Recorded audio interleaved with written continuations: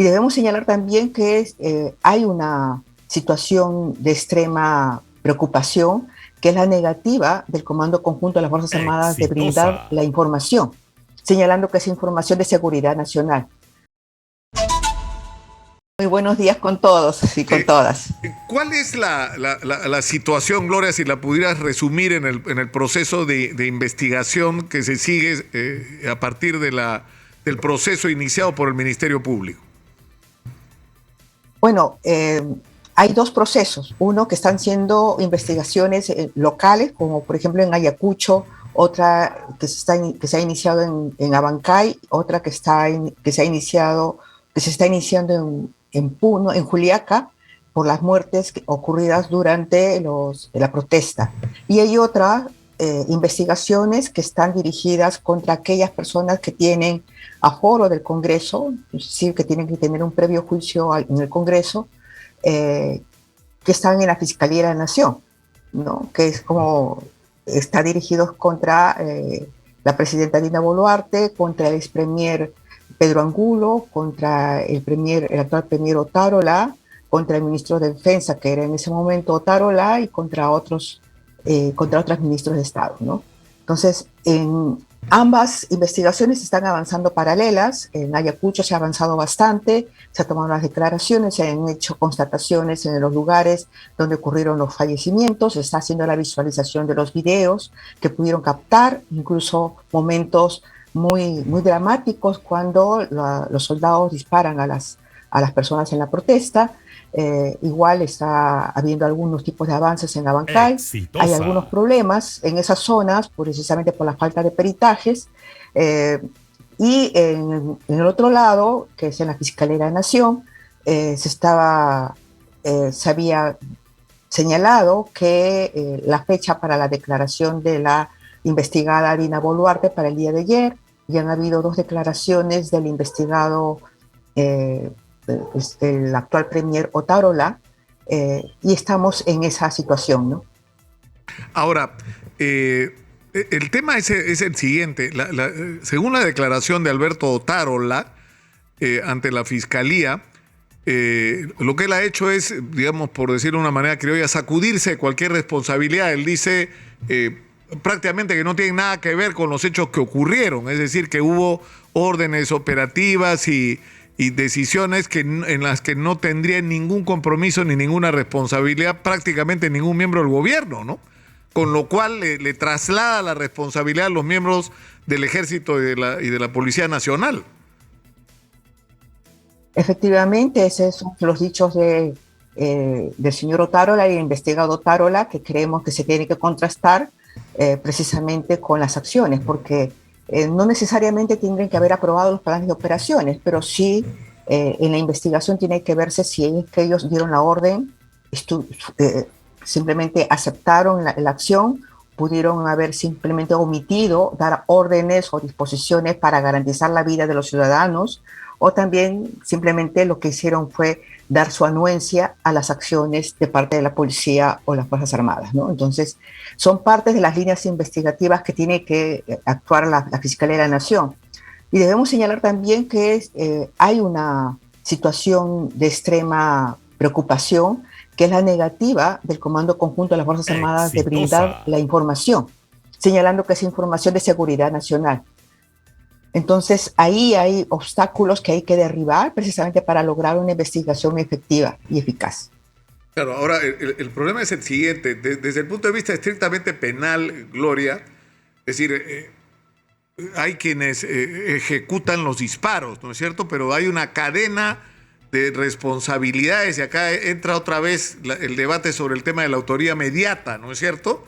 Que se le aplicó a Alberto Fujimori y entiendo al propio Vladimiro Montesinos, es decir, que pese a que no pueden no tener una responsabilidad desde el punto de vista administrativo, por así decirlo, o sea, en la cadena de decisiones, sí tienen una participación real en el desenvolvimiento de los hechos. Es decir, por ejemplo, en el caso de Ayacucho, la decisión de que intervengan las Fuerzas Armadas para enfrentar la protesta social, en un contexto además en el que los militares iban solo armados con fusiles, era casi inevitable que terminaran como terminó. Es decir, si pones a militares a enfrentar una protesta social, las consecuencias no pueden ser ajenas a tu responsabilidad si tú tomaste esa decisión.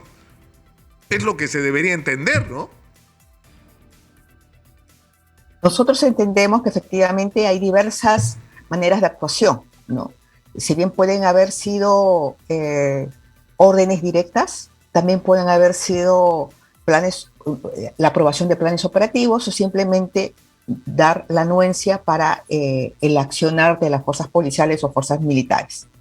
Aquí la Fiscalía efectivamente tiene la obligación de saber y poder determinar en estas líneas investigativas cuál ha sido la participación, si ha sido una autoría inmediata, si ha sido una coautoría, etc. Nosotros, desde nuestra parte, entendemos que después de lo ocurrido en Andahuaylas, tanto la presidenta, el premier, el ministro de Defensa, tenían la obligación de haber dado disposiciones a las fuerzas del orden de evitar cualquier situación de uso de armas letales.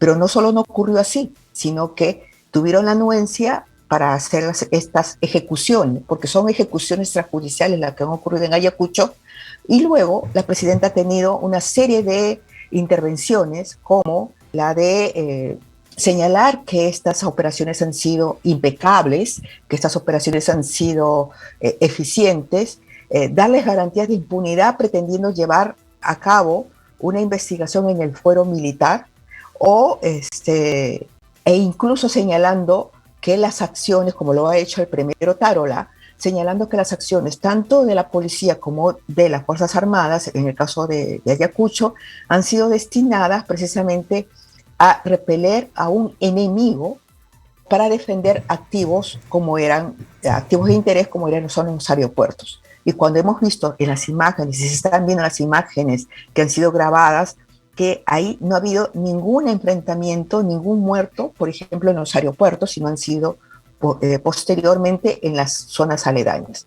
Entonces, hay diversas líneas de investigación que se tienen que accionar, hay diversas formas de participación que se tienen que esclarecer, y nosotros sí, como representantes de las víctimas, creemos que hay una responsabilidad penal de la señora Dina Boluarte, del premier Otárola, del entonces premier Pedro Angulo, así como de otros mandos. Ahora, ¿qué pasó en la declaración de ayer? Porque lo que entiendo es que la audiencia de Dina Boluarte la declaración de Dina Boluarte no ocurrió porque la Procuraduría ha pedido ser parte del proceso. Y por lo tanto, eso es lo que ocurrió, ¿no es cierto? Mira, las denuncias que fueron efectuadas contra Dina Boluarte y contra el premier Otárola, el premier Pedro Angulo, fueron por varios tipos de delitos. Homicidio calificado, donde están en agravio precisamente las personas fallecidas, lesiones graves, donde están los heridos, pero también hubo un tipo penal que se incluyó en la denuncia, que fue la de genocidio. Cuando se interpone esa denuncia por genocidio, se habilita quién es la parte agraviada por delito de genocidio, es la sociedad. Y por ello la Procuraduría se ha personado precisamente en defensa de la sociedad, porque la investigación es por genocidio.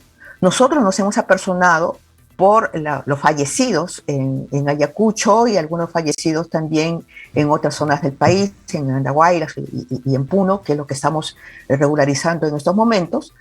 Y la Fiscalía ha informado que el día de ayer se iba a llevar a cabo la diligencia donde iba a prestar la declaración la investigada Dina Boluarte. Tanto la Procuraduría como la representación de las víctimas, en este caso APRODE, hemos acudido a esa diligencia el día de ayer. Lo que ha pasado es que la Procuraduría había intervenido en una primera declaración del premier Otárola y en la segunda ampliación no fue notificada y se le ha señalado que no puede intervenir porque en la interpretación que hace el Ministerio Público, en estas diligencias solo tiene que estar la Fiscalía, la investigada y su abogado, que no pueden intervenir ni la representación de las víctimas ni la Procuraduría.